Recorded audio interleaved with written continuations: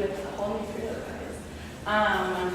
Welcome. I know some of you guys are from Harvard, so especially welcome to you guys. And definitely come and hang out with us. And if you guys are at Harvard and see people you don't know, introduce yourselves, make new friends. That's all. Yeah, so this is our third week of our summer Bible course studying Isaiah. All right. How many of you guys have been here the last 2 weeks? Anybody? Yeah? How many were here last week? Okay. Good job, guys. Good job. 2 weeks ago, I know a lot of people were back yet. Was anyone here Claire?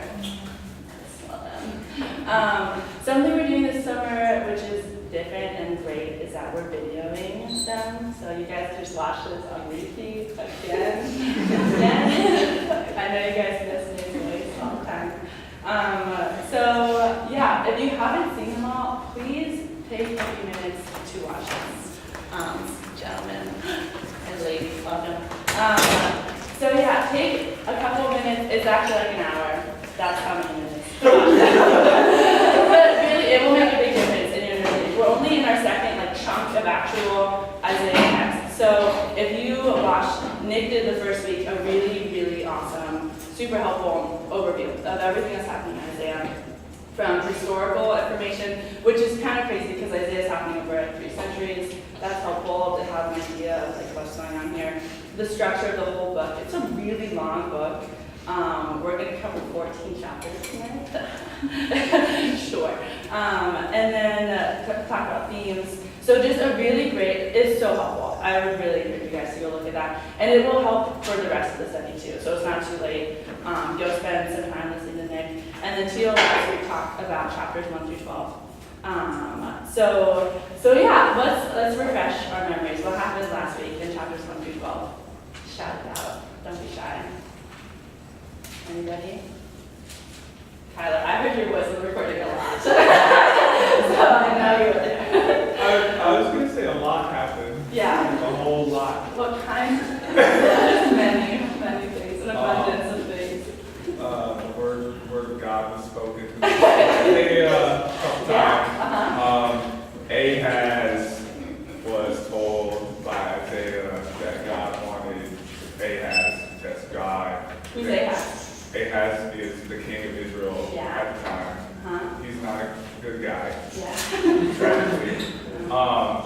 Ahaz is like, nah, I think I'm good, I won't test God. And God's like, Isaiah's like, shame on you. And then God gives a sign.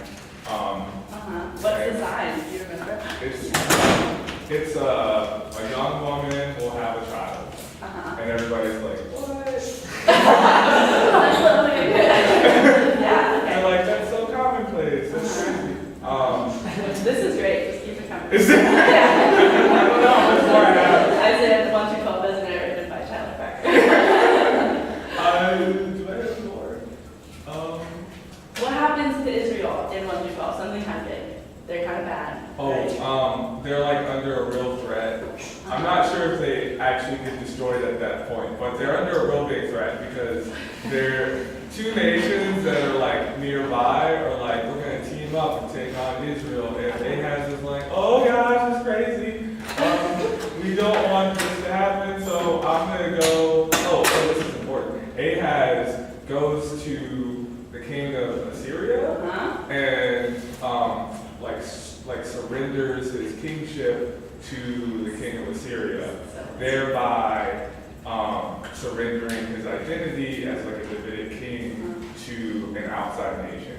And God's like, what are you doing? Yes. Great. Molly. Yeah, I think one of the big themes that I remember was just judgment on Israel for injustice. Yeah, definitely.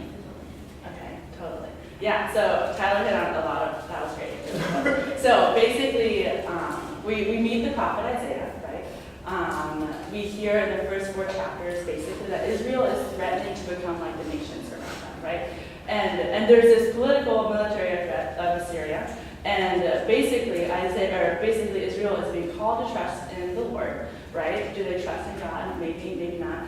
And Ahaz goes to this other nation and is like, we're scared, help us. Our God basically can't protect us, right? So they form this alliance with this other nation.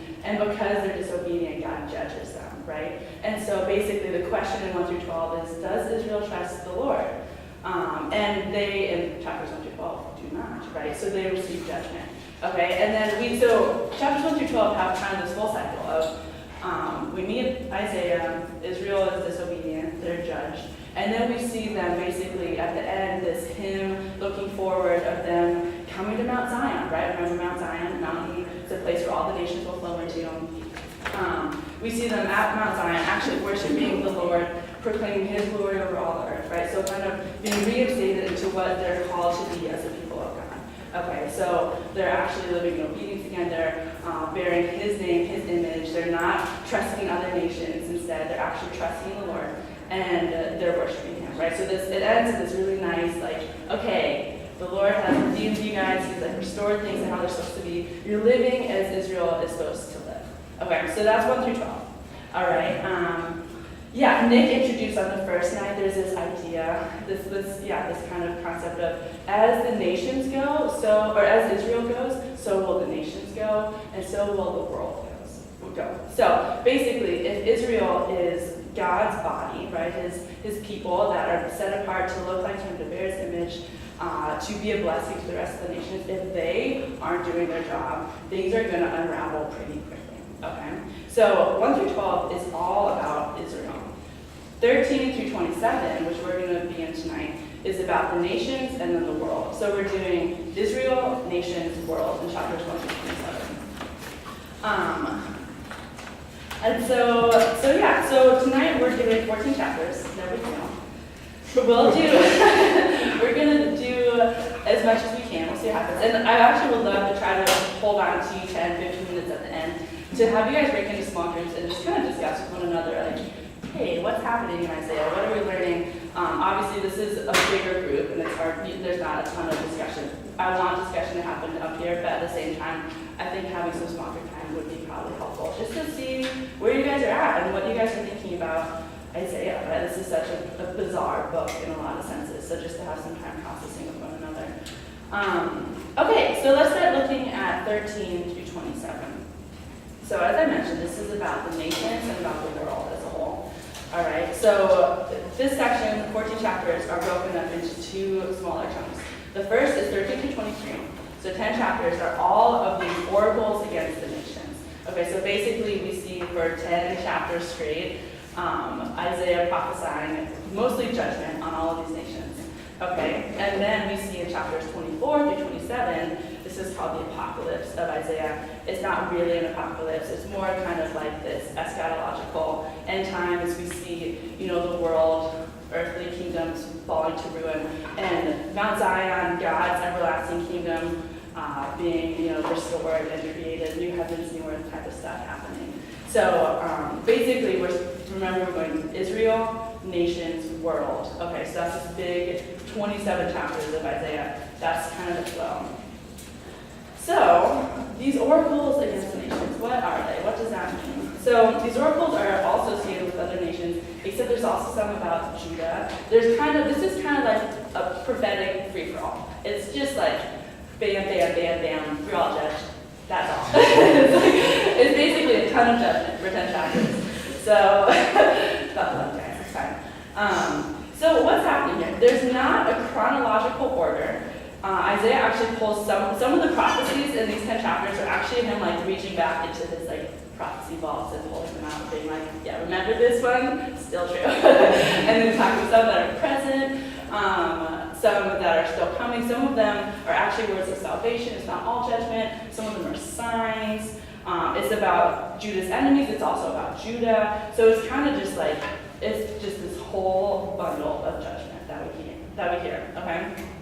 So, in there, kind of the main theme that is just ground into our faces is that the God of Israel is the God over all the nations, okay? That Judah's God, right, Yahweh, is not just some tribal deity, some personal God that they created. He's not like these other gods that the other nations create, but that he's actually the one true God over all of the nations, okay? We also see, sovereignty of God, God working as judge. obviously lots of judgment, but also beginning to see God as Redeemer, God as Savior. And we see that God is using his purposes throughout human history, even through all of these judgments of, one nation warring against another nation. And then we also see judgment beginning to be an avenue for God's compassion and restoration to actually flow into the world. So it's not all bad. There's some glimmers of good things. And then chapters 24 through 27, this kind of end times, eschatological world judgment, has this really cool theme. Nick kind of set this up a little bit the first week too, of these two different stories. Right? There's the creationist story as told by Yahweh, the actual creator, and then we kind of have created as humanity this separate, secondary, false creation story where we are creating our own idols and we're worshiping them and we're basically filling the world with our own glory, right? And rather than filling the earth with God's glory, we're doing it for our own glory. So we start to see these two different creation stories playing out again, and this time it's being played out in this like tale of two cities. Okay, so we see the tale of Babylon, which is representative of all the nation's cities, and coming to ruin, right? So the kings are not the true kings, and when they pretend to be God, they get judged because God is the only true God, right? And then we also see this narrative of Jerusalem being played out, and God protecting his nation, protecting his people, surrounding them, and where the city of Babylon sings a song of destruction, of silence even. Jerusalem is singing a song of joy. We also see last week there was the vineyard illustration. Maybe you guys remember that, where basically God's people were called wild grapes or sneaking grapes. So they were not bearing the fruit that they were meant to bear. And God, as the vine dresser, basically allows this vineyard to go into disarray. And so we see God restoring his vineyard. And these beginnings of restoration, which is pretty cool, Mount Zion again. So that's kind of the big picture of what we're doing in 13 through 23 and 24 through 27. So tonight, we're going to have 3 stopping points, hopefully. We'll see how much we actually get done. So first of all, we're going to look at chapters 13 and 14. They're the opening 2 chapters of this judgments against the nations. And this is specifically talking about Babylon. We'll look at the sovereignty of God over all the nations, this language, the day of the Lord, and what does that mean? And the pride and the arrogance of Babylon. And then we're going to kind of bop through some of the other oracles. And we're going to look at so we cannot look at Isaiah and not seriously take judgment, right? I mean, literally the next 10 chapters are all about God judging people, okay? And using different means so that people are judged. So I want to look at where in these also judgment narratives do we see the compassion of God actually happening, being played out. What does it look like for God to be compassionate in judgment? Is that a thing? How do we hold these two things together? And this is something that is just an ongoing tension through all of Isaiah. So we'll begin to, it's a big picture. We'll begin to dabble into what that could look like. And so we'll see God showing compassion through preserving a remnant. If you guys took Romans last spring, a remnant might be a familiar word. We'll talk about that. And then we also are going to see how judgment is a means of God to show his compassion, okay? A means through which he actually is doing good, bringing about his purposes of redemption and restoration, and not just demolishing everything. So it's not just ending there. And then we'll look at the last section, chapters 24 through 27, look at this tale of 2 cities, kind of see this great hope that we're looking towards of God breaking the curse of sin that's over the land. That we're restored, that the vineyard is, protected and nourished and he waters it continually. So what the hope in the midst of all of this judgment is out there. So any initial thoughts, questions before we jump in to 13 and 14? All right, well, I want to start out reading chapters 13 and 14. Can I have 2 people to read, 2 volunteers? Will you read all of chapter 13? Yeah. And then 14? Yeah. Do we read 14, just verses 1 through 20? Okay. And you can just read it back to back, and then we'll jump in. Isaiah chapter 13, verse 1.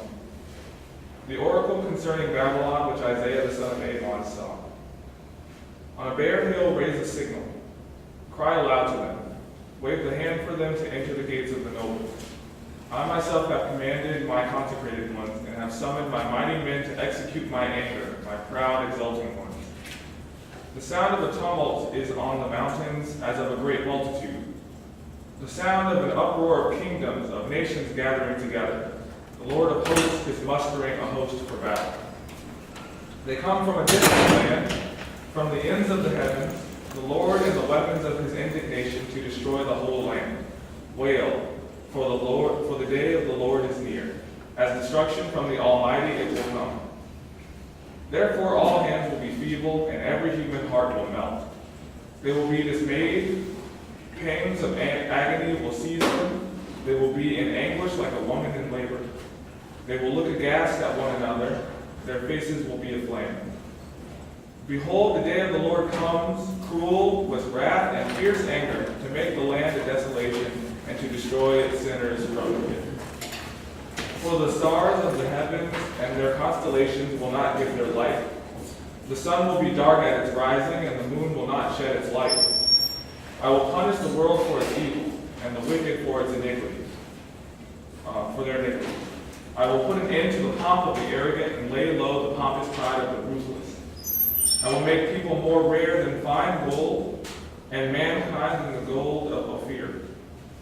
Therefore I will make the heavens tremble, and the earth will be shaken out of its place, and the wrath of the Lord of hosts in the day of his fierce anger. And like a hunted gazelle, or like sheep with none to gather them, each will turn to his own people, and each will flee to his own land. Whoever is found will be thrust through, and whoever is caught will fall by the sword. Their infants will be dashed in pieces before their eyes. Their houses will be plundered, and their wives ravished.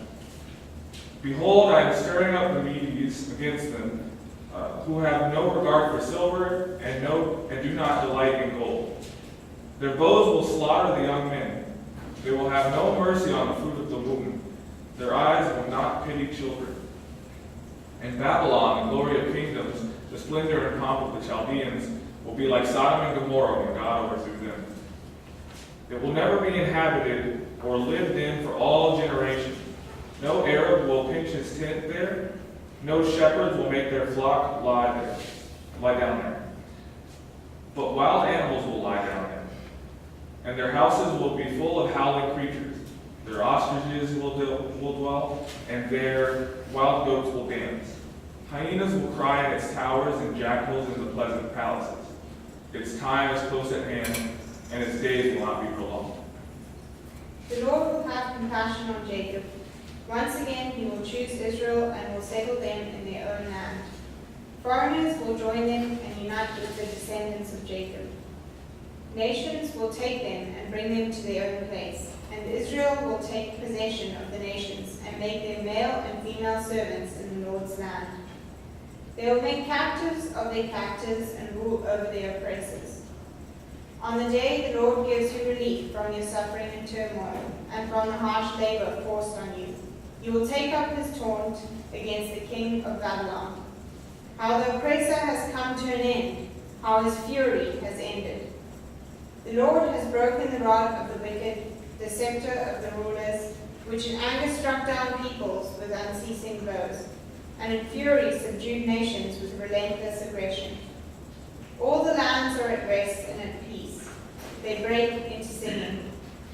Even the junipers and the cedars of Lebanon gloat over you and say, now that you have been laid low, no one comes up to cut us down. The realm of the dead below is all astir to meet you at your coming. It rouses the spirits of the departed to greet you. All those who were leaders in the world, it makes them rise from their thrones, all those who were kings over the nations. They will all respond, they will say to you, you also have become weak, as we are. You have become like us. All your pomp has been brought down to the grave, along with the noise of your harps. Maggots are spread out beneath you, and worms cover you. How you have fallen from heaven, morning star, son of dawn. You have been cast down to the earth, you who once laid low the nations. You said in your heart, I will ascend to the heavens. I will raise my throne above the stars of God. I will sit enthroned on the mount of assembly, on the utmost heights of Mount Zaphon. I will ascend above the tops of the clouds. I will make myself like the Most High. But you are brought down to the realm of the dead, to the depths of the pit. Those who see you stare at you. They ponder your fate. Is this the man who shook the earth and made kingdoms tremble? The man who made the world a wilderness, who overthrew its cities and would not let his captives go home? All the kings of the nations lie in state, each in his own tomb. But you are cast out of your tomb like a rejected branch. You are covered with the slain, with those pierced by the sword, those who descend to the stones of the pit, like a corpse trampled underfoot. You will not join them in burial, for you have destroyed your land and killed your people. Let the offspring of the wicked never be mentioned again. Okay, so what did you guys hear in this? What's Isaiah saying here? You have no idea what's going on. That's a fair response. That's fine. We'll figure it out. Anybody have any ideas what's happening here? He's talking about what the people of Israel will be saying after the final judgment to Babylon. So 14 we see that God will have compassion on Israel, right? Because they have been enslaved to Babylon, right? Babylon is actually the nation that conquers Israel. So, and that God will have compassion on them and restore them to their land. So we see this turn halfway through, judgment on Babylon, and then the turn where Babylon is actually defeated and Israel gets to go home, right? What else do we hear? Just basic stuff. First, they get captured by the Medes and scattered out of Israel so that wild animals take their places. Yes. So there's actually another power that is raised up, right, to conquer Babylon, the Medes. Okay, what else do you guys hear? Yeah. Well, there were some things that were repeated from Nick's talk the first time. One is that Israel is never completely destroyed. It's like a remnant, this remnant is eventually raised up. And the pattern of falling and then being raised up again, it keeps on repeating itself. It's just another iteration of it. Totally. Right, so that where one power conquers one nation, then another power comes and conquers that nation. It's like the big fish eats the little fish, and then the bigger fish comes along and eats that fish, right? This is a repeated cycle of power and rising and falling. Totally, and that God doesn't give up on his people, that Israel's restored, there's a remnant. Good, totally. Anything else?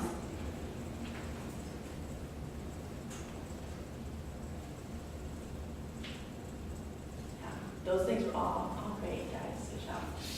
Good job. Good active listening. Okay, so what are you going to say?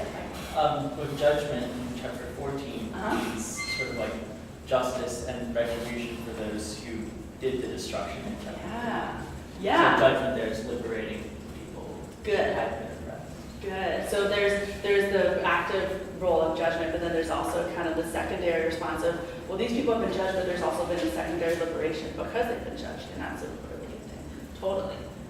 Awesome. Yeah, these are great. So, okay, let's start looking at this a little bit. So my section is called the Judgment of Babylon, right? And so, sneaky fact, this is not actually the true judgment of Babylon. Okay, so that actually happens in chapter 21 within this Oracles Against the Nations.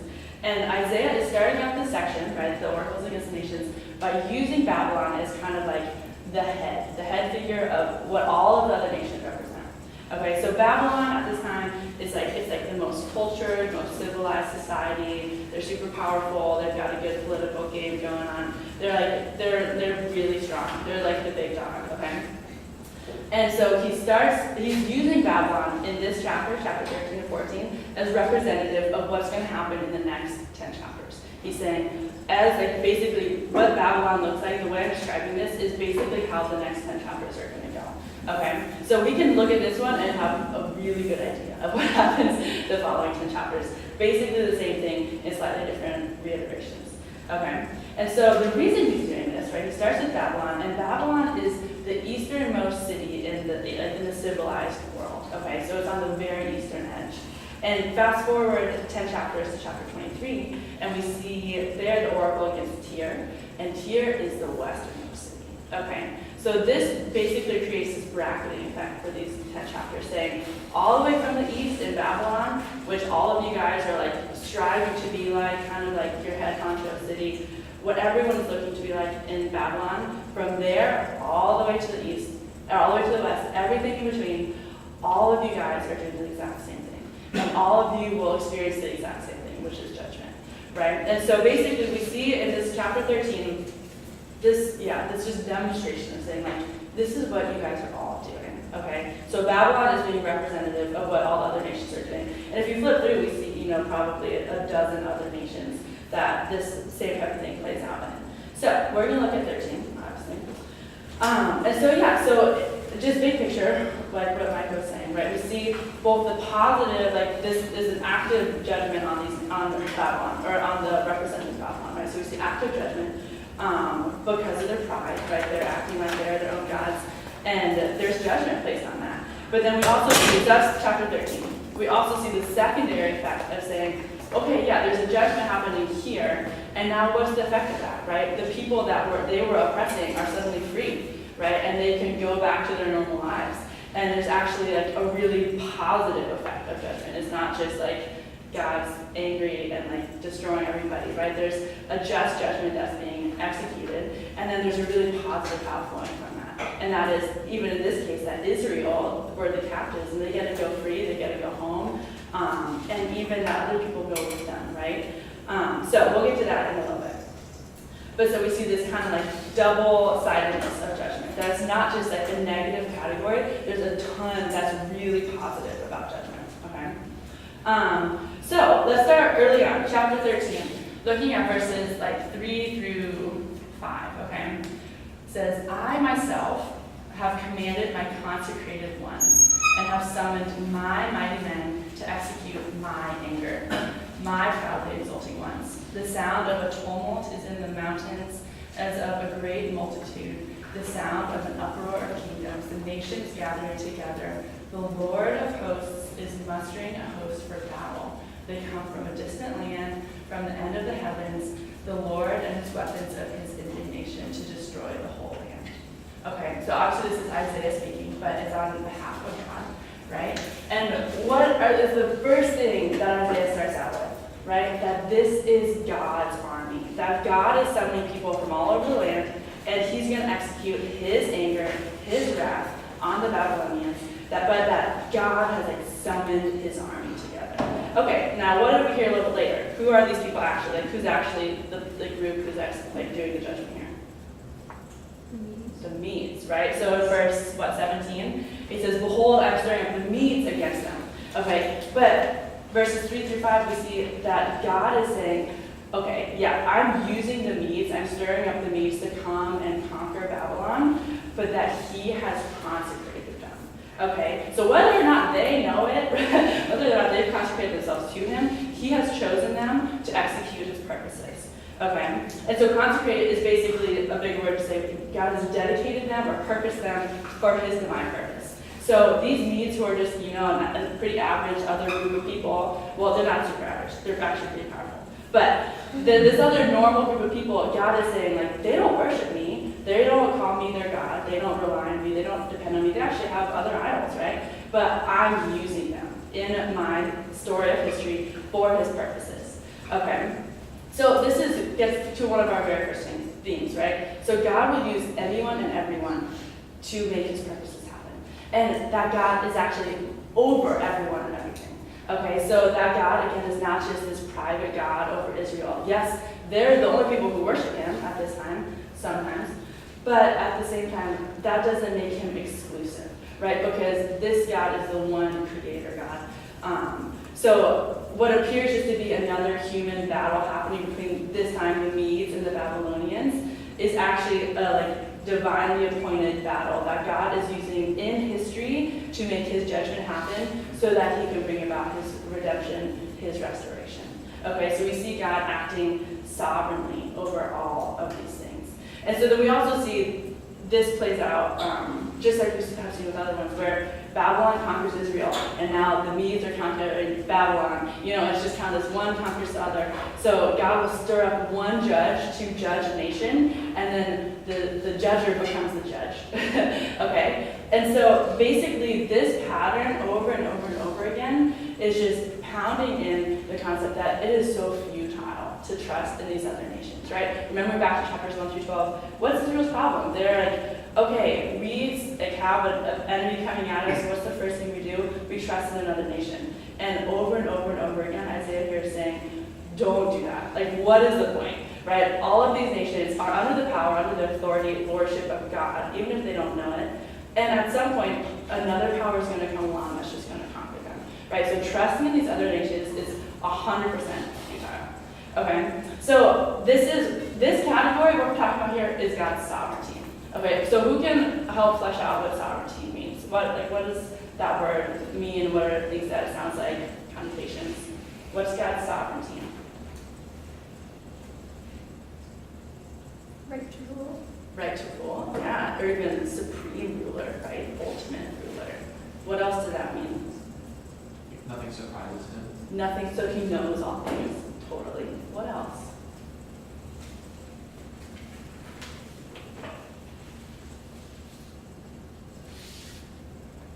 What about Colossians 1? We studied that. That's so long ago.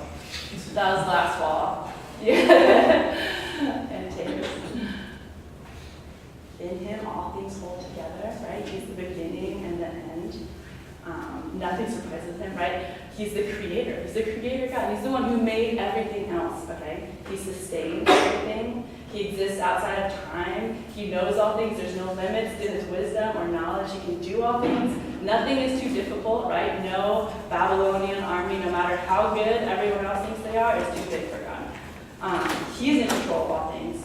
He has power over all of the other powers. God is sovereign over all, not just Israel. Okay, so that's what Isaiah is really trying to get in here. And because God is sovereign over all, he is trustworthy, right? Because that was the question that Israel was asking in chapters 1 through 12. Well, okay, this other enemy is coming at us. Can we really trust him? Right? Like picturing the army like out on the borderline. They're like, yeah, the numbers don't add up. Okay, so like, what do?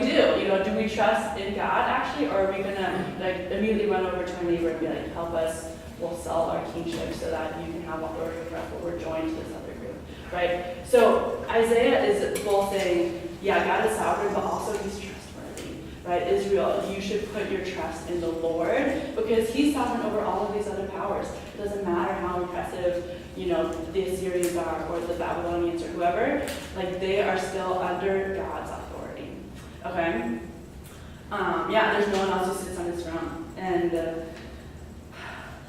Nick talked a little bit 2 weeks ago about the parallel stories, right, of true creation and false creation, and God is the true creator, right? So not only is he like above all these things, but he actually made all these things, right? So just actually making a plea to say God really is that big.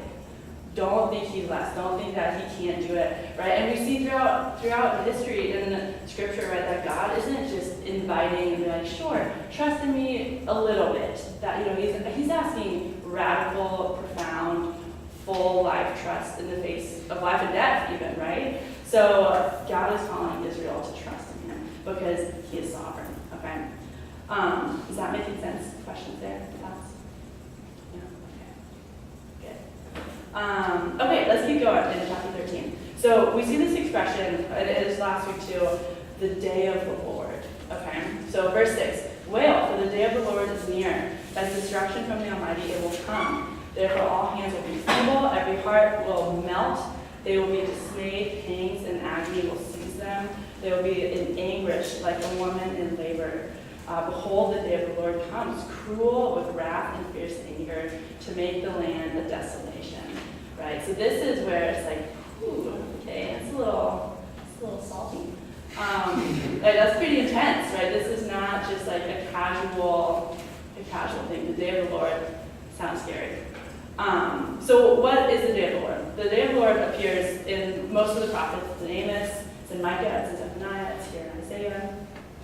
And the day of the Lord is the day of wrath and righteous judgment coming on a sinful and idolatrous people. Okay, so here, Babylon, the day of the Lord is here, like meeting your maker, he has come, but it's a right and righteous judgment, right? It's an accurate judgment. That this isn't some like God shows up on the scene and is like, I don't know, like how's everyone doing? It's like God outside of time, watching everyone, knowing everyone's hearts, is making a judgment, and it's a righteous judgment. Okay, so I mean, reading Isaiah, reading the next 10 chapters, there's a lot of imagery that's just pretty, like, it's hard to take, right? Like dashing infants on the rocks. It's like, what's happening here? So it's pretty intense. So I wanna look actually at a psalm to maybe start getting at this idea of how judgment can be both, yes, like an awful thing in the sense that it's devastating, but also a really positive category. Okay, so if you guys can, if you have your Bibles, flip quickly to Psalm 97. Okay.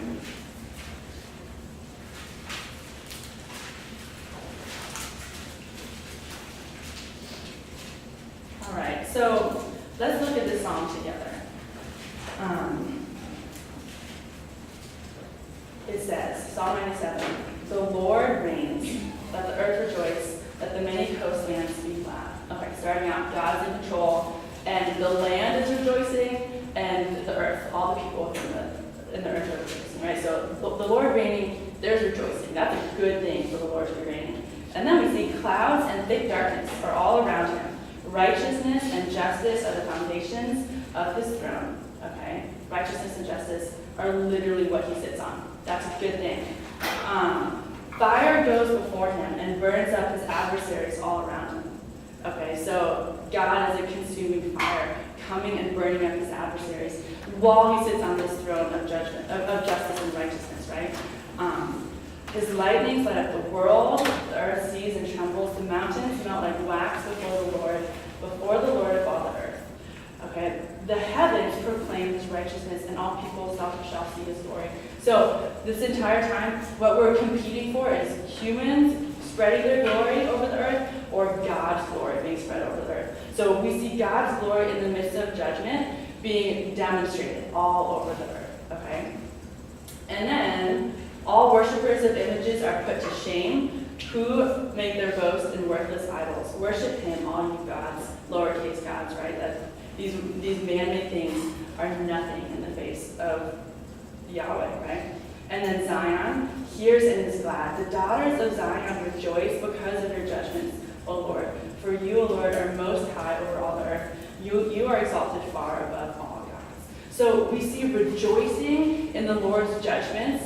Why? Well, okay, first of all, we see this image of God's power as a consuming fire, right? The fire of God comes and consumes his adversaries. That's not like a vague thing. That's intense, right? God is a consuming fire. And yet the response of the people is rejoicing, right? The daughters of Judah rejoice and are glad. Okay, and so how can that be? How can people be glad at this like consuming fire coming and destroying their enemies? How could that potentially be a good thing? Because his judgment is always for a flourishing. Before it says that everyone rejoices because of your judgment, it's talking about how everyone worships idols and is slave to idols. And judgment kind of brings us out of that slavery. It kind of shows us what true flourishing is. It's worshiping God. Totally. Yeah, absolutely. Right, so worshiping God is actually doing what we were made to do in creation, right? We were made to spread the Lord's glory throughout all the earth. So, and sinfulness is actually standing in the way of that, right? So God's judgments are actually built. I also love this imagery of his throne is sitting on righteousness and justice. Okay, that is so important. That our God cannot be not righteous or justice. Okay, and we're going to get into in our second point of how we see that demonstrated in God's character. But that he is actually enthroned on righteousness and justice. Okay, that he cannot do something that is unjust. And so when God makes a judgment on a people, we can be sure that it is a just judgment. It is the right thing to do. That sin, the natural outworkings of sinfulness, is towards death, and judgment on that is just what happens. Okay. So I also wanted to think a little bit about judgment, if you guys were in Romans last spring, right? Romans 1, right, where we see God allowing humanity to exist in their sinfulness, right? Saying like, okay, you are choosing here, you're trading the image of the creator for created images. You're trading these things. And whenever we choose sin, the natural outworking of sin will be death. There's just no other way, right? The only way sin can go is towards death. And so when we see people living in full rebellion of God, the natural outworking is towards death. And we also see in Romans 1 this category of like the punishment fitting the crime. So here for Babylon, right, they have been this incredibly oppressive society, right? They have conquered all these nations. They've boasted in their greatness. And now we see that boasting hasn't gotten them to like divine status somehow. Actually, the opposite has happened, right? The crime being that they are pretending to be gods, that they are exalting themselves, that they are oppressing God's people. The punishment for that is that everything just gets flipped upside down, right? That everything they thought they were doing that was creating flourishing ends up to just totally like bite them in the butt. And they become the ones who have nothing left. They become the ones who are destroyed. They're not the ones who are flourishing anymore.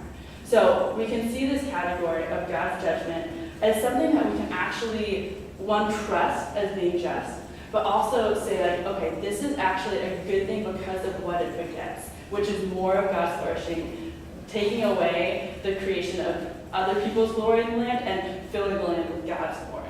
Okay, is that making sense categorically, is what's happening here? Yeah? All right. Yeah, so let's keep cruising in chapter 13 and look at the why. So we've already talked about this a little bit. Chapter 13, let's look at verses 11 and 12. Okay. 11, I will punish the world for its evil and the wicked for their iniquity. I will put an end to the pomp of the arrogant and lay low the pompous pride of the ruthless. Okay, so God opposing the proud and giving grace to the humble, right? And we see this competing glory with Babylon, like trying to compete for God's glory, trying to like take up the glory of the earth and spread their name, and just the opposite happening, right? Like only God's glory can actually multiply eternally and forever and in all directions. And every other kind of glory is just going to result in this kind of destruction. And then we also see, similarly, there's just the temporary results of human pride as opposed to these ultimate results, right? So these nations are saying, like, oh yeah, we are gods ourselves, right? And no one can ever defeat us. They think that what they have is ultimate, that they can be totally self-sufficient, and just exist always in this top notch, right? And we see in 19, in Babylon, the glory of kingdoms, the splendor and pomp of the Chaldeans will be like Sodom and Gomorrah when God overthrew them.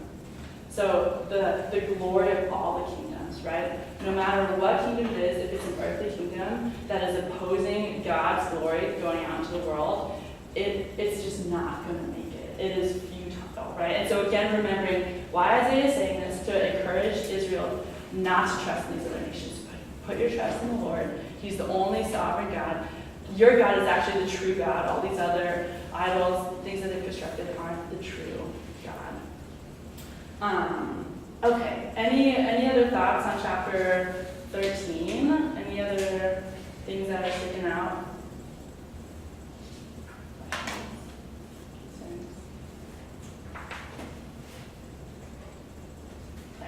I don't know, it strikes me that, like, I know there wasn't another nation that was putting its trust in God at the time when, like, he stirred up the Medes, but, like, I can't help but think if there was a nation, would he have chosen that nation to carry out his wrath over the Medes? You mean like the Medes judging the Babylons, will someone come and judge the Medes? Yeah, like, hypothetically, like, Yeah. if there had been a godly nation other than Israel at the time that could have come in and carried out God's judgment, I just wondered, would he have chosen that nation to carry it out over the Medes who weren't? Well, and so I guess, okay, this screws up a couple things. First of all, good.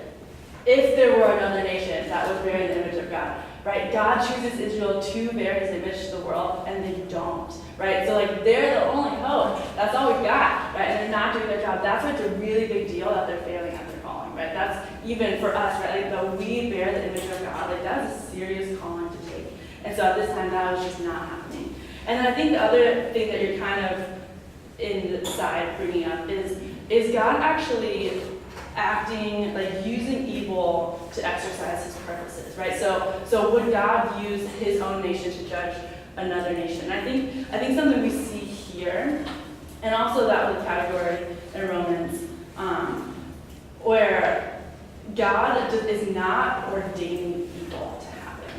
Okay, so God is not he's not creating evil in the Medes so that they can go and judge Babylon, right? He's looking at two sinful nations in full rebellion of him, and he's using them. It's kind of like in Romans, and obviously in Exodus, Romans talks about God hardening Pharaoh's heart.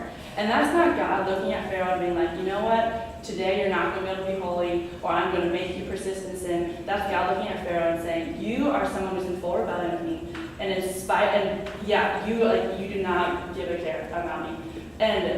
But I'm going to use you for my purposes anyways. So Pharaoh's own sinfulness brings about his own destruction, right? And also the glory of God, right? So because Pharaoh won't let Israel go time and time again, what happens?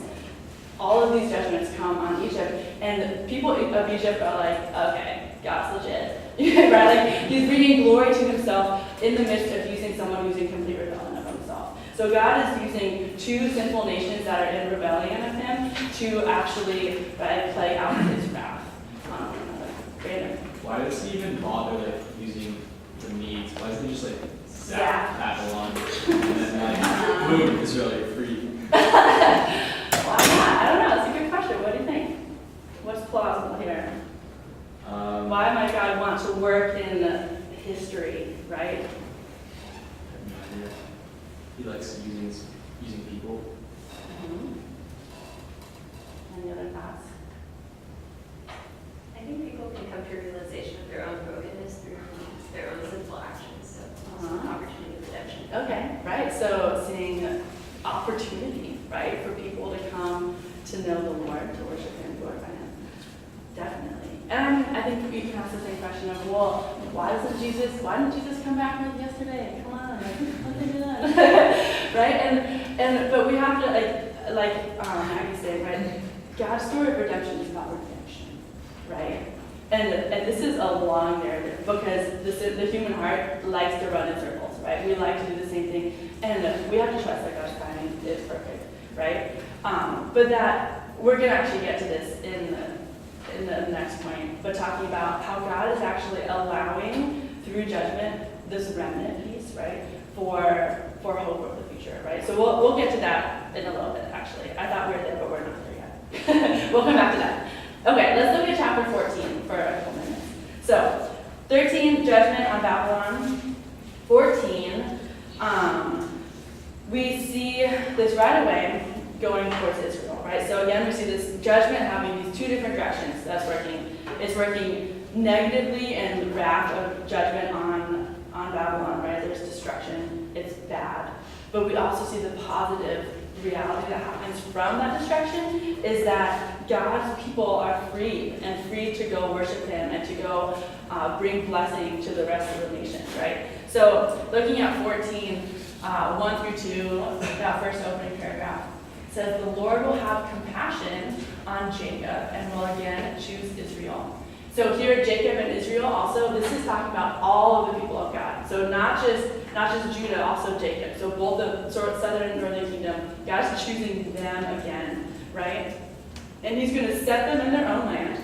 And this time, sojourners will join them. People will attach themselves to them, right? So there's numbers that are being added to God's people rather than God's people being like exiled and scattered, right? So there's this total reversal of roles, which is also what this whole thing is getting at, right? That the people who lift themselves up, who are prideful and arrogant, thinking that they can be like God, will be judged, and then the people who are the oppressed people will be lifted up, right? So we see Israel in oppression. They are set free. They're put in their own land. People come with them. And that it says here, that the peoples will take them and bring them to their place, and the house of Israel will possess them. So we see this total flip-flop of the people of Israel are actually possessing other nations, okay, other people. And so this isn't like actually like, okay, now God's people are enslaving other people. This is just furthering this idea that everything just got turned on its head, right? Israel was once the enslaved people to Babylon, and everything just got flipped upside down, okay? So we see just, this like new exodus, right? God's people returning to their land so that they might actually be the blessing that they're called to be to everybody. And we see, this is interesting, right? The Lord has compassion on Jacob. So how is the compassion played out? The compassion is played out in his judgment. Okay, so compassion and judgment being totally linked here. That we can't have the compassion on Israel without the judgment of Babylon.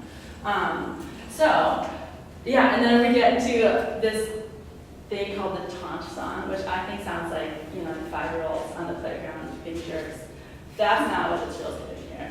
So taunt here is basically a kind of like parable or proverb of a person or nation coming to a bad end and then being used as an example, right? So Israel, being freed from the power of Babylon, is now like singing the song over them, being like, oh my gosh, like this is an example to the nations, right? This is an example of what's going to happen the next 10 chapters, right? So this taunt is basically like this little parable that's like, when you're like this is what happens, right? And then it's the same thing playing out. So it's not them like, ha ha ha ha, rubbing it in their face. So is this taunt song through like 11, we see this incredible relief when the tyrant is gone, right? Both humanity and creation are freed from this oppression, right? Like the trees are rejoicing. That's great. We see this justice restored, this judgment that comes, and then this like release of the land. That there's like this new freedom that comes about. This, and this the tyrannical rule has been broken. We have like just looking at historically, like what Babylon and these nations were like, it was like, they were renowned for just like horrible things. Okay, like it's really that bad, they were like this extreme violence, this unwavering assault against their neighbors, ruling through terror, no one dared dissent. It's kind of like ISIS right now, like if ISIS somehow we wake up tomorrow and they've been defeated, we'd be like, yes, this is a good thing. This is a really positive thing. This is a group that has just been so tyrannical and horrible in 1,000 ways. And like the Middle East is like freed up from this like just oppression that has existed. Is that kind of freedom? Okay, is that kind of deliverance that's happening here? And then we see Sheol, right? So in 12 onwards, how you are fallen from heaven, O day star, son of dawn, right? You who said in your heart, I will ascend to heaven, above the stars of God. I will set my throne on high. I will sit on the mount of assembly in the far reaches of the north. I will ascend above the heights of the clouds. I will make myself like the Most High. For you are brought down to Sheol, to the far reaches of the pit. Is that the man who made the earth tremble and shook the kingdoms? Who made the world like a desert and overthrew its cities and did not let his prisoners go?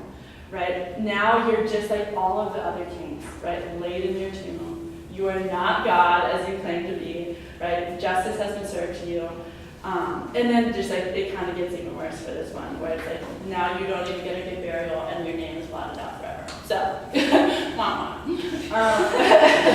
so it's just like this total flip of like everything you guys claim to be, it just wasn't it.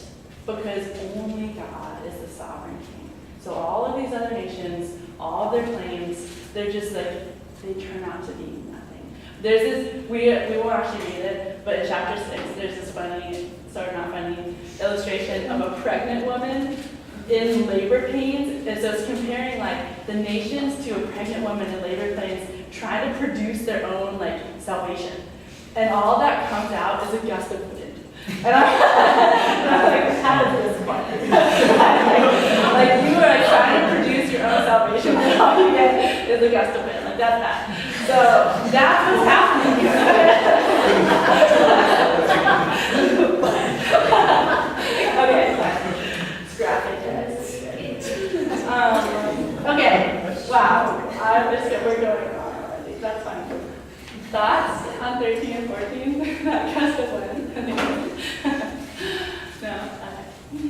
Okay, so we'll probably just do one more chunk, and then we'll read through to the end. I want to talk about, so judgment. We're in judgment land. How do we see the compassion of God also working here? Okay. So, I mean, if you just like flip through your Bibles, it's like Babylon, Oracle of Assyria, Philistia, Moab, Damascus, Cush, Egypt, Babylon for real, Jerusalem, all these different oracles against the nations. So the same stuff playing out. And we see God's compassion in two different ways, okay, in this section. So, first of all, we see that God preserves his remnant, okay? This is something Nick's talked about. We talked about in Romans, so in 16, so when we hear language of like a few or some remain or not many, like, but there's like an indication that there's a little group of people left over, that's the remnant. So 16, those who remain in Moab will be few. 17, the remnant of Syria. 19, the remainder will be few. Arabia, a few will be left. You know, like just the same, there's this remnant theme that's happening for most of these nations throughout these oracles, okay? So God is judging them, but there's this like little group of people left over, right? So they've been just demolished and there's some left over. So when you hear remnant, you should think of God's compassion, okay? That his judgment is just and deserved. Right? So the fact that he isn't judging everybody and leaving a remnant is like, oh, he didn't have to do that. That's great, actually. Okay?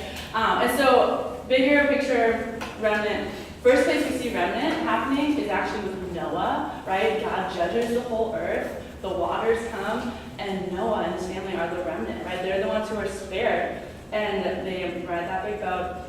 And they're the ones who are then called, tasked to bear God's image, spread his glory throughout the earth, right? Refill it with God's glory.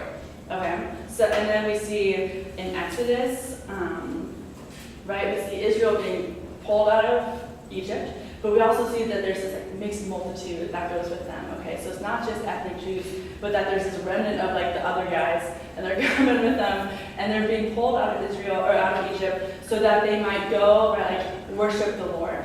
That they might worship the Lord and bear his image to the other nations.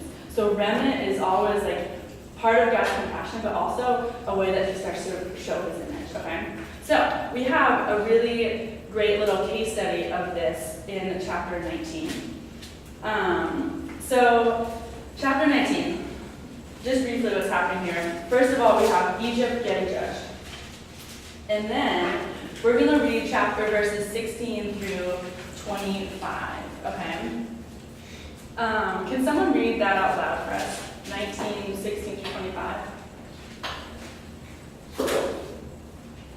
In that day, the Egyptians will be like women. They will shudder with fear at the uplifted hand that the Lord Almighty raises against them. And the land of Judah will bring terror to the Egyptians. Everyone to whom Judah is mentioned will be terrified because of what the Lord Almighty is planning against them.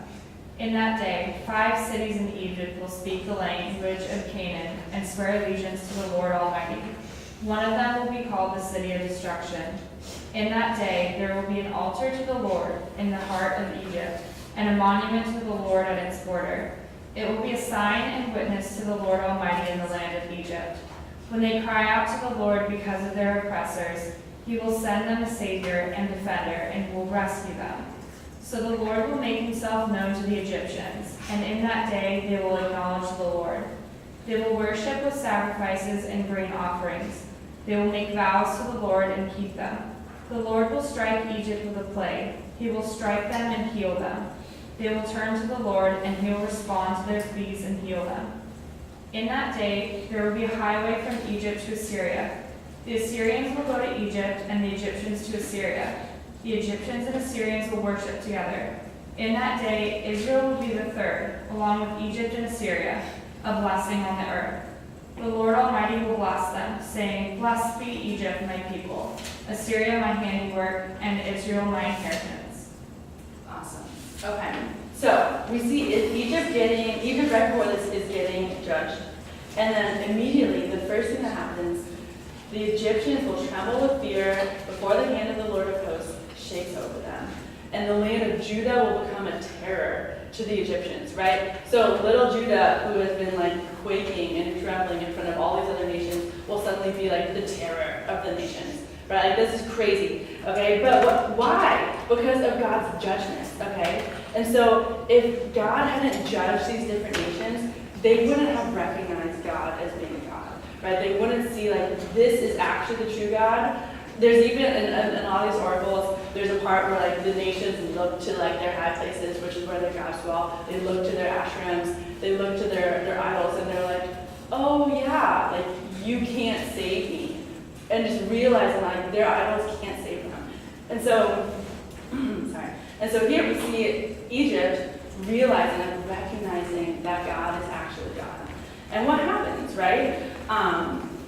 There's this judgment has brought them into a recognition of God being God, and it's actually being able to worship Him. So we see God here. We see they make this altar, okay, and Abraham builds an altar in Genesis out of gratitude and allegiance. Jacob builds a pillar of acceptance of God's covenant offer. So Egypt is basically building this pillar, being like, I'm pledging allegiance to Yahweh. I'm pledging allegiance to the God of Judah. Right? This is a big deal. And so it's like total flip around. And judgment is basically used as this corrective recourse so that the people of Egypt might actually know who the one true God is and might worship Him. And then we see God acting towards Egypt like God has acted towards Israel, right? Like He actually redeems them. That He allows them to be in a relationship with Him, that they worship Him, they're obedient to Him. And I think the phrase in here that is just so helpful to be thinking about when it comes to judgment is verse 22.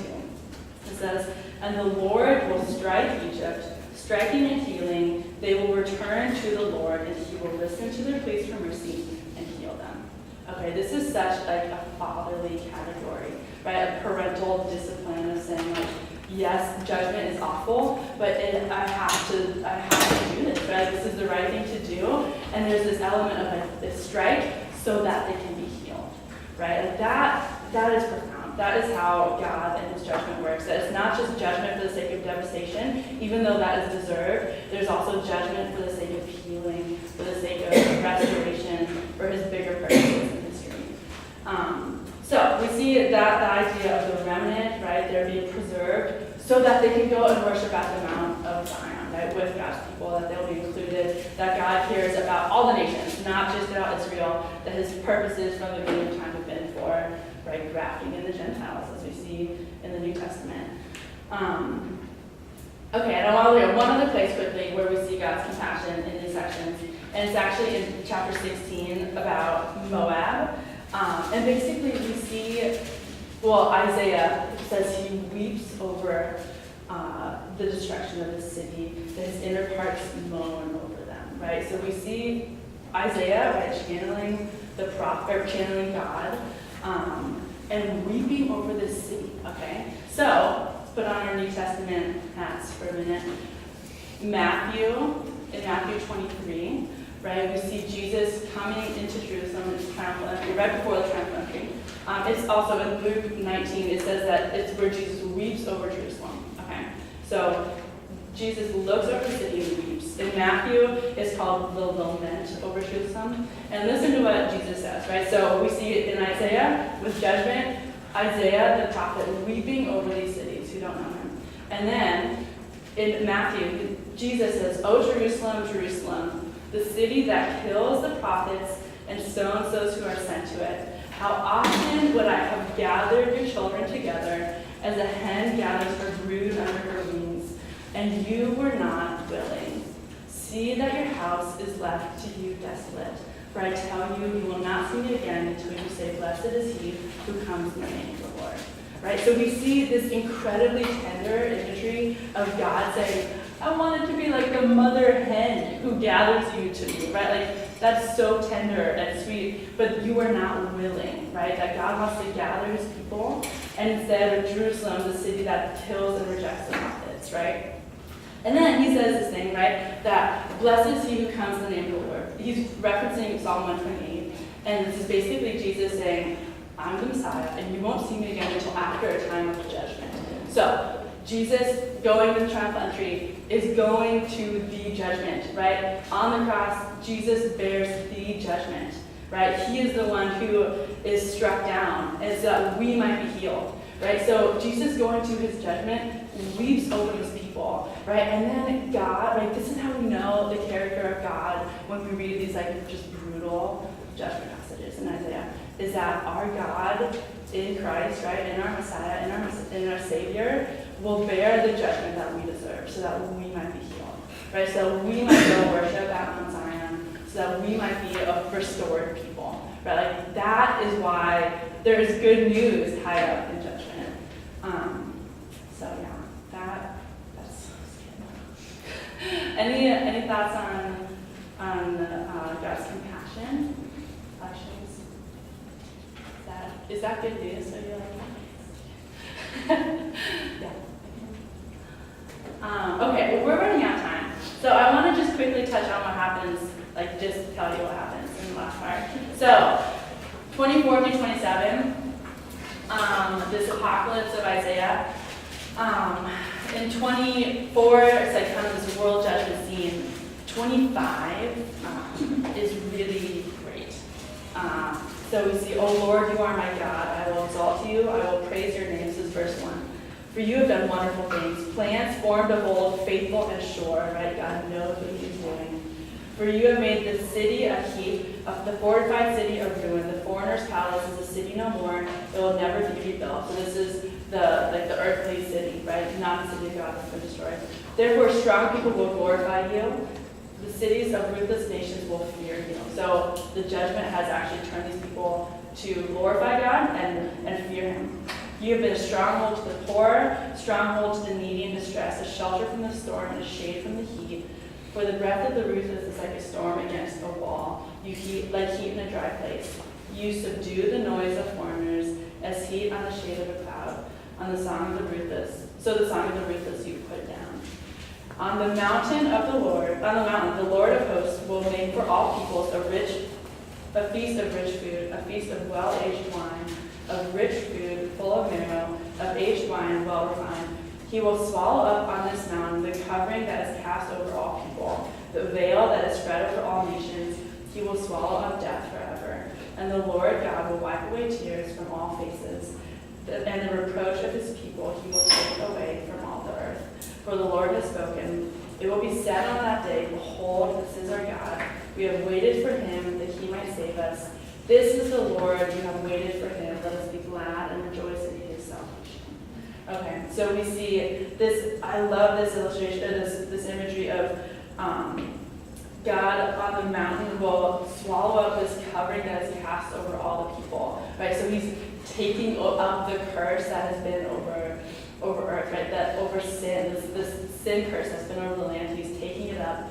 He will swallow up death forever, wipe away all the tears, right? So we see this beautiful image of God's ultimate restoration, right? So all of these judgments being so that one day this will happen, right? We can get to this mountain of the Lord and worship him.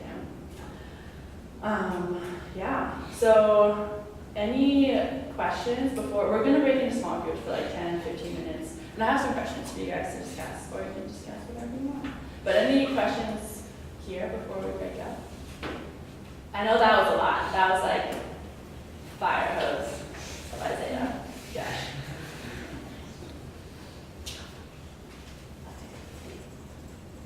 All right, well, why don't we break up? Maybe, groups of like 3, 4s, whatever's close by, comfortable. And I have some questions, and you can do any of them